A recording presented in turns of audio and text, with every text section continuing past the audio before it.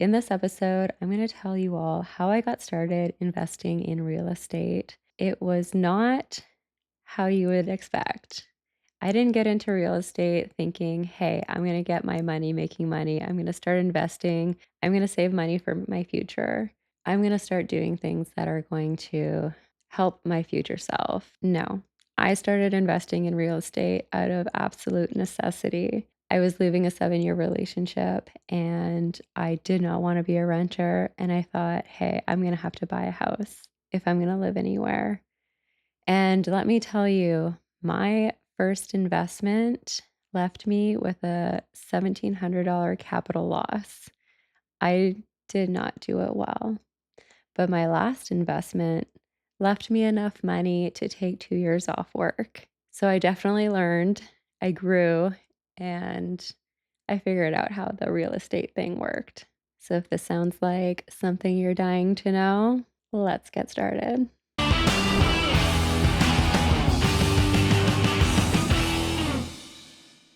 Today I'm talking about how I got started in real estate investing. And again, I did not get started thinking, hey, I'm going to start planning for my future and I'm going to start investing my money so that I can make enough money for my future. I had none of these things in mind when I started investing in real estate. I had just left a 7-year relationship and I actually had saved about $10,000, and this was gonna go towards a trip to Africa. I wanted to tour the Okavango. I wanted to take a hot air balloon over the Kruger National Park. I wanted to go on a safari. I wanted to see Victoria Falls, and I had $10,000, and I was like, "Great, this will be enough for a month in Africa." It probably wouldn't have been a month, but I was like, "This is gonna be my first big trip. This is gonna mark my independence, you know, and this is gonna be a great time." I did all the research. I had a PowerPoint about this trip to Africa, okay? And I feel like the trip will happen one day still. It just didn't play out that way at the time. So one day, I'm walking past a realtor building, and I just had a thought pop in my head. And I thought to myself, I should just go in and ask somebody about a property because I knew I needed to move out. The relationship had ended. I needed a place to live. And I really did not want to rent from anyone. I didn't want to start out being a renter. I thought, if I'm going to be spending my money every month anyway on rent. It might as well be a mortgage. I really don't know how mortgages work. I don't know the process of how to buy a house. I don't even know what to ask. Like, I am so green in this space. I had done zero research because I didn't even know where to start. But I was walking by a realtor building one day and I thought, what the heck? I'm going to go in and talk to somebody. So there was someone available and I told her my circumstance and I told her I was kind of looking. Well, I had this little pot of money that maybe could be a down payment. And I just wanted to understand the process of buying a house and what might be available. So she just happened to have a townhouse that came available to her that day or shortly before that day. And it hadn't hit the market yet, and she thought it might be a great starter home for me.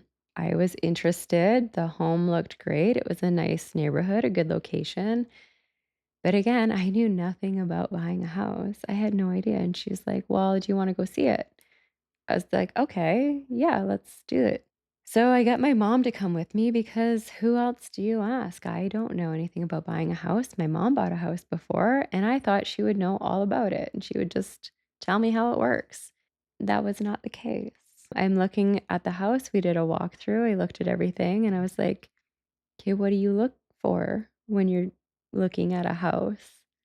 I don't know what to look for. And somebody mentioned, "Oh, well, you look under the sink to see if there's any leaks. You look on the roof to see if there's any leaks in the roof. Water damage. You gotta look for water damage." So that's what I was looking for, and that's all I was really looking for. I didn't know what to look for. Anyway, so we get back to the realtor office, and she asked, "Well, what did you think? Do you wanna make an offer?" And I was like, "Whoa, this is happening pretty fast. And I'm like, well, yeah, I liked it. I could see myself living there. It was a 3 bedroom, 2 bathroom townhouse, 2 stories, and it had some storage, cute little yard, a decent strata. Like the fees weren't that much. Seemed like a good fit. So I said, well, how much do they want? And I guess they were asking 321. And I was like, okay, well, what do I do now? And she's like, well, you make an offer. You guys, again, this is how little I knew. And I was like, well, what should I say? She's like, well, they're asking 321. You could start at 315, maybe, if you're comfortable with that. And I'm like, okay, let's do that. And then so she comes back. She's like, all right, well, I just spoke to them and they said 320 final offer because this townhouse didn't even hit the market yet. No one else has seen it. I'm the first one to show an interest in it. And they're pretty confident in their price and they're just going to set it at 320. And I was like, well, I guess I can't negotiate if they said that's final. And she's like, yeah, I mean, if you want it, you could buy it now or you could leave it and wait and see how it does on the market.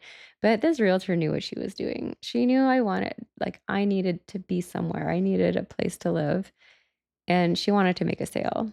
So she really leaned in and said, oh, you never know. Like the market's pretty hot right now. This could go tomorrow or it could go even for more than what you're asking. And you could find yourself in a bidding war and blah, blah, blah.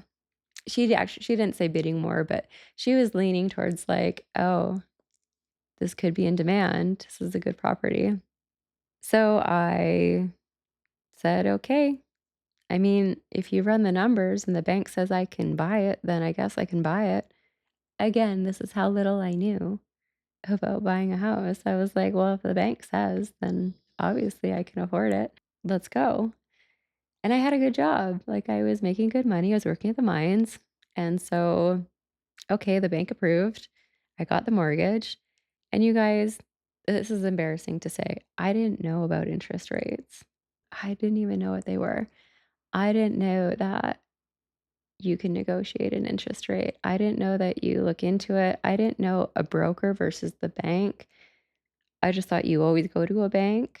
Anyway, this was the time where interest rates were, I think I got locked in at 3.25 for 5 years. Like, I didn't even negotiate. There was no opportunity. It was just like, here's your rate, here's your mortgage, you're approved, like signed, sealed, delivered, sign here. And that's what I did. And I handed over my $10,000 as a down payment. Instead of Africa, I bought a house and I was stuck with a interest rate of 3.25. Literally weeks, like 1 or 2 weeks after I signed those mortgage papers, rates dropped to the lowest they had been in years. Like they were 2.1%. They were under 2%. They were the lowest they'd been in years. And here I'm stuck with an interest rate of 3.25 for 5 years.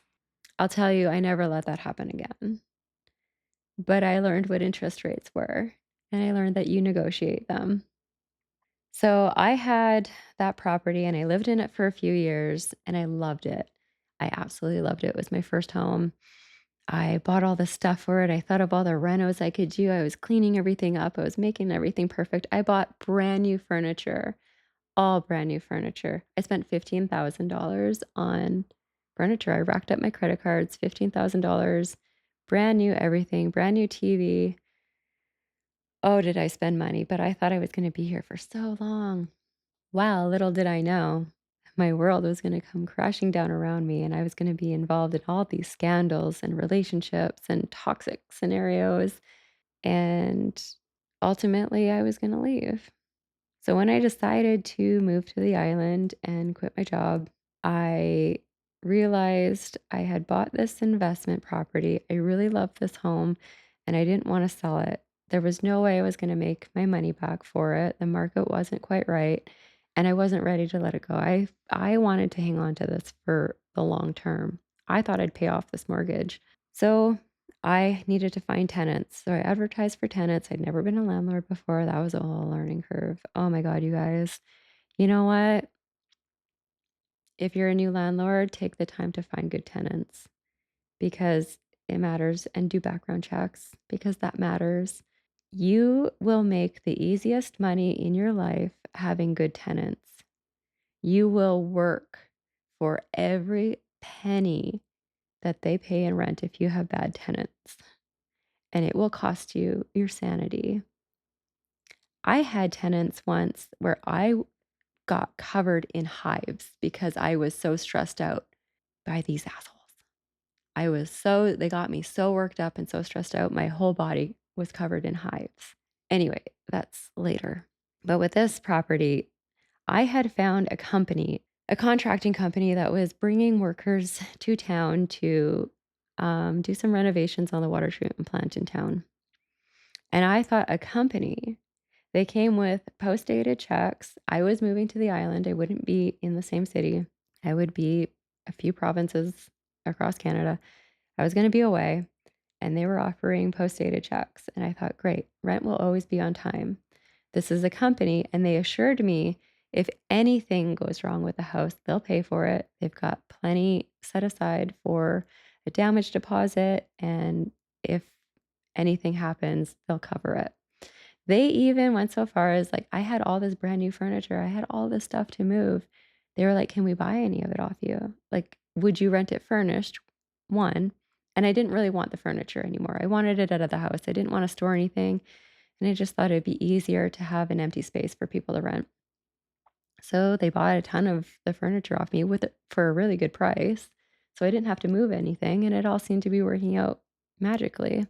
So they rented for a year, and I had been away for a year. And when I came back and they did the move out, it was used as a staff house, which was fine. And I expected it to have a little bit of wear.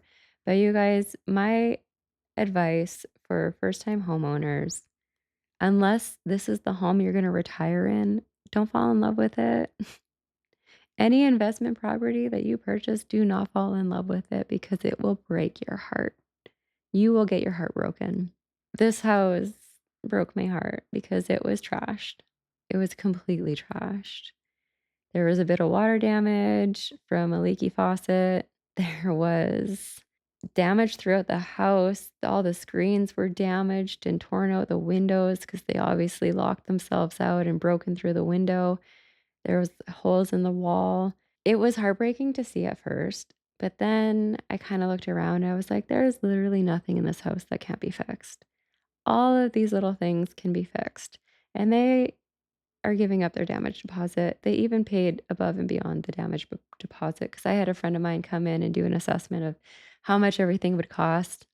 And I was kind of seeing this guy, this lead hand that was a welder. They were framing the new hospital in town, and he was a handy guy, and I was kinda seeing him, and he did a ton of the fixes himself for nothing, which was nice. I didn't date him for that reason, but it was a nice perk, okay? So he did a ton of the fixes, and it got fixed up, and I got new tenants, and I just had my first experience having tenants with that property, and I learned a lot. I learned a lot about the rules. I learned a lot about boundaries. And I learned about renting to friends and things that can happen with that, things you don't expect, but it was fine. Everything worked out in the end. It was completely fine. And while I owned that property, I was spending a lot of time on the island. I went back to Victoria. I was hanging around there and I wanted to buy another place. I was making good money in the mines again. And I had the best realtor on the island. She's absolutely phenomenal. If you're looking for a property anywhere in Victoria, Langford, anywhere on the island, Kelsey Keating, pro. Absolute beautiful experience. I bought my property with her and I sold my property with her. And that property made me as much money as I would make in 3 years. In one sale, I made as much as I would in 3 years working for the company that I was working for. So, hands down, incredible realtor. I had been watching the market for over the past 2 years, and places that I was looking at condos, I was looking for something low maintenance because I was coming and going. I was doing 2 and 2 at site, and flights were really cheap to Victoria. I could go WestJet every month for $400 all the way to Yellowknife, and I found a condo that I was really interested in, but two-bedroom condos started jumping $10,000, $20,000. Like, from when I first started looking, I'm like, "Oh my god, everything's getting really expensive. What's happening?" I talked to my realtor and she's like, "Dana, if you want in this market, you're getting in now." She's like, "Things are on fire. Like, people are buying these places up." And they were still relatively affordable. So I was like, "Dang, I really gotta get in." So there were bidding wars left, right, and center when I started getting serious about getting in the market. I was nervous about carrying 2 mortgages because, ultimately I couldn't float both, but I figured I was confident enough that I could make it work. I would always have renters. I would just figure it out as I went. And again, if the bank's gonna give me the loan, I can afford it, right? Not always the case, but I was confident in my abilities. So she gets me long story short, she gets me a spot. She gets me a condo. It's a one-bedroom condo. I paid asking. She got me out of a bidding war because a deal fell through on this property. I happened to be there, right place, right time. I took a look at it. She's like, "It's now or never. I can put it in tonight." She's like, "Guaranteed there'll be 5 offers tomorrow." I'm like, "Put it in and make the condition they have to accept tonight." So they had a lowball offer go in just when mine went in. And I was just asking, asking. No bidding war, no nothing, nothing over, nothing under. And the offer that went in was a lowball. So of course they took mine and closed, signed, sealed, delivered that night. The next day we went to view it to do a quick walkthrough, and there were 5 showings booked that day. There were people going to view it, and my realtor walked out, "Oh, it's been sold. Like, it's signed. It's done. The deal's done." God, that felt good. So I got in. I got into the market, and I was really happy, and that place did so well for me. I made 50% on my investment with that property, and that was my first time. I nailed the negotiation. I had the best interest rate. I had an amazing realtor, and it was a beautiful property. I got into a very good building. It had all the amenities, it allowed pets, I've always had dogs, and I could rent it out and not be there.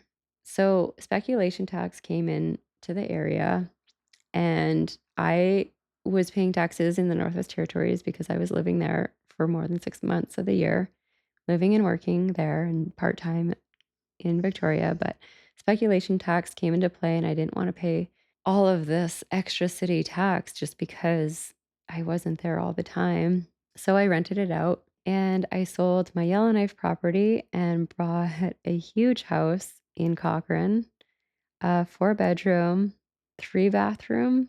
Yeah, 4 bedroom, 3 bathroom, beautiful home, incredible mountain view. Again, I had the best realtors on this property, bought with them, sold with them, and I think I made 35% on that investment, and that was huge. Greg Wiseman, it was his father, Bob, that I bought the property with, and it was Greg who I sold it with, and if you're in the Calgary area, Calgary, Cochrane, anywhere, go with Greg. I hands down can't say enough good things about him. Another incredibly detail-oriented realtor who had my back the whole way. Great experience with that property. The one in Yellowknife, I had a capital loss of $1,700 because I did not negotiate. I got stuck with a horrible rate just as rates dropped. I didn't I didn't negotiate anything. I just accepted what was handed to me, and it was a great starter home. It was perfect. It served its purpose, and it was great. When I sold it, I made no money on it, but I did have invested income from all of the capital that was going in through the rentals, and I had enough for a down payment for this big, beautiful house in Cochrane, Alberta, with an incredible mountain view in an incredibly desirable neighborhood, and it was great. I thought I was gonna live there. I thought that was my retirement home. I really did. It was so big, so beautiful, and the view was absolutely stunning. Shortly after buying that property, it was big. It was a big mortgage. It was a lot to take on, and I had another property in Victoria that I was managing. So I started an Airbnb. And that was wildly successful. I had a very low price. I was renting my rooms for $40 a night, lots of interest. It started taking off. But in the middle of all that, I got the offer to move to the Maldives. It was such a wildly amazing, incredible offer. And all I could think of is like, okay, God, if this is meant to be, if this is going to work out, then I need someone to rent my property and I need someone to take care of my dog. Because I had the cutest golden retriever named Sage. She's over here. She just turned 8 years old on Monday. I had her at the time and I needed someone to take care of her if I was going to take this opportunity. And I knew it was going to be short term. It was a 2 year contract. And I figured even if someone could watch her for a year, I'll figure out the second year. I'll either come home or I'll figure it out. So I made a deal with God. Okay, God, if this is meant to work out, then I need someone to rent my property and take care of my dog. Lo and behold, friends of mine from Yellowknife were looking to move to Cochrane. I just had a sense, I had a feeling that I needed to put my property out for rent on Rent Faster. I was like, ah, I'll do it later. I've got 2 weeks off. Like I'm gonna just relax. And I was like, no, it's like this feeling, this like sixth sense, like you need to post it now. So I posted it for rent. Literally 10 minutes, I got a message from these friends that were looking to move down, and I had a quick conversation, and they were like, "Yeah, we'll rent your place, and yeah, we'll watch your dog." I dropped the rent. I gave a wicked deal because they were doing me such a huge favor, and I was so happy to have friends in my big, beautiful home. Like, I absolutely loved this home. I still do. Like, I still think of it, and I felt totally confident that I had friends in there. They were gonna take care of it. They were gonna take care of my dog. I could take this opportunity and not really worry too much about it. So the opportunity ended abruptly because of COVID. I will discuss it on a whole new episode because there's so much to digest in that opportunity. But I came back to Canada and I was living and working where I am now in the Kootenays. And so I wanted to keep renting that property. Over COVID, the real estate market on the island just ballooned. It was insane. I had my realtor calling me nonstop, like, "Dana, put your house on the market. Dana, now's the time to sell. If you wanted to sell, you should probably sell." And I was like, "Oh, it rent's so good. Like, it's been easy to take care of. It's easy to manage. It's like low overhead." But everybody has a price, right? So I did tell her, "Okay, well, if I could get this number for it, then I would consider selling." And she's like, "Absolutely. We can sell for that. We can list for that and we can sell for that. We might even sell a little more." It's like, "Okay." And I did. And I did. Again, like I said, I did 50% on that investment. And that was my first real experience of like, holy shit, there's a lot of money in this if you time the market right and if you're smart about it. And I want to do this and I want to do it every single time. I want to make this kind of money every single time. And I just had that in my head and I was hooked. I was obsessed because I figured it out. I had a couple real shitty tenants on the island that made me learn front, back, forward, sideways, all over the Tenancy Act. I know the rules of the landlord and the tenants through and through. I learned that law real good, but I feel confident as a landlord now. And I feel like, it's something I should have looked into ahead of time that would have saved me some headache. But you live and you learn. All of this was a lesson. All of this was growing and learning. Then I exited my last job in 2024 and I could see the writing on the wall. So I was preparing to sell my Cochrane property. The market was really good. A lot of people from Toronto were moving to Cochrane and housing prices were starting to climb. So again, the market was timed really nicely. And I knew that if I could sell this property, I would have a reasonable nest egg to take a year comfortably off of work. And I could just give myself some time to breathe. So it was strategic and the timing worked out perfectly.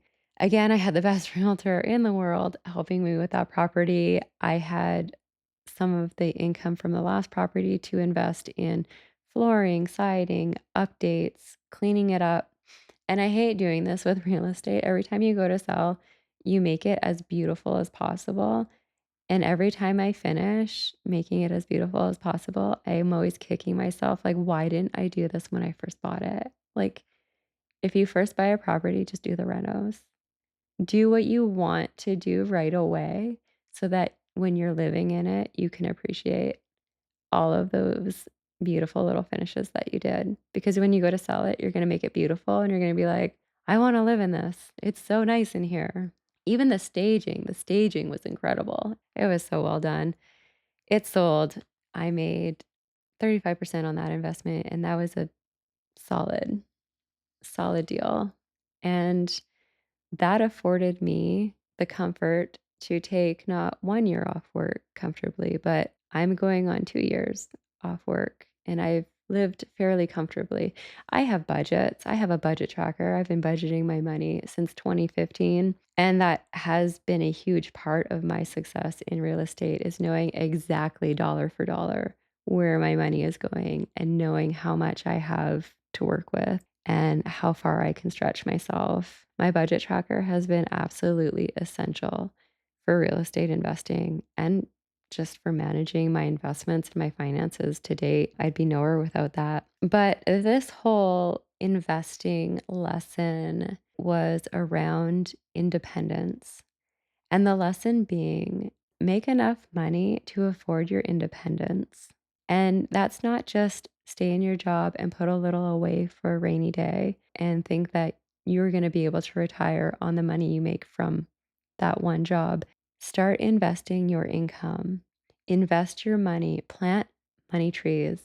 Take those little money seeds and plant money trees everywhere in terms of investments because it's your investments that you're going to live off comfortably. It's your investments that are going to grow for you. It's not your day to day job. Your day to day job is great for helping feed those investments, but it's not what's going to get you your independence. And what I mean by like affording your independence, build yourself up into a position where you're not stuck with a shitty employer, where you're not stuck with a boss that's bullying you and you feel like you have to stay in this job because you've got a mortgage, you've got kids, you've got family, you have dependents. You're helping your parents who are retired. Whatever the case may be, make enough money so that you can afford your independence. Make enough money so that you can walk away from a shitty situation, so that nobody has control over you, that you can walk away from that relationship that's not good for you, from anyone who's trying to control you. And this is what real estate has truly done for me. I would not be in the position that I'm in today if it weren't for these 3 investments that I made in my life. And investment 1 was a complete flop. It wasn't a complete flop, okay? Like, I did have some money at the end of that sale that allowed me to buy another property. But in terms of, like, how you wanna invest your money, that was a huge learning curve, but I learned quickly, and I made up for it in investment 2 and investment 3. And I'm really working hard for, like, investment 4, 5, 6, 7, 8. I'm still plugging away at that. But again, this lesson was just really to drive home how important your independence is and what investments can afford you in life. You really need to decide what kind of life you want for yourself and what that looks like. What does your future look like? There's a time and a place for YOLO moments and celebrate those small wins. I really believe in that. Also, focus on the long term. Make your money make money. Focus on your future and make those smart investments. And if you found this episode helpful in any way, or if any of this resonated with you, feel free to like, share, and follow along for more.